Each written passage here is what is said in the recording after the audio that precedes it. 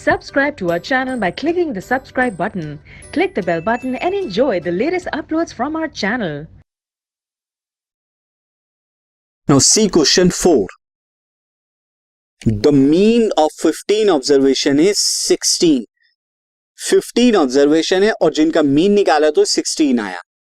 Now if each observation of the data is decreased by 25%, हर एक observation को 25% less कर दिया गया है. तो हमें बताना है what will be the new mean of the data. Data का न्यू मीन क्या होगा ये आपको बताना है. तो आपको मैं यहां पे बता दूं, if any changes occur in all the observation,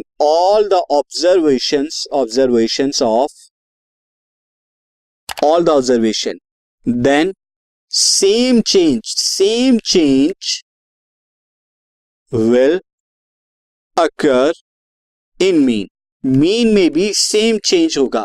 for example अगर आप क्या करें कि सारी ऑब्जर्वेशन में 10 प्लस कर दें तो मीन बी में भी 10 प्लस हो जाएगा. सारी ऑब्जर्वेशन में से 10 माइनस कर दे तो मीन में भी 10 माइनस हो जाएगा.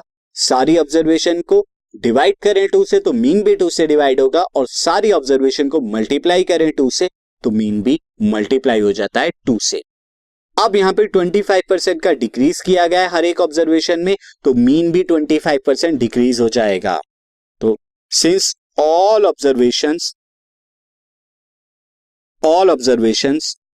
are decreased by 25%. Therefore, new mean is also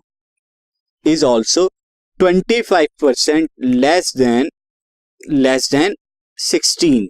16 जो हमारा मीन था उससे 25% लेस होगा.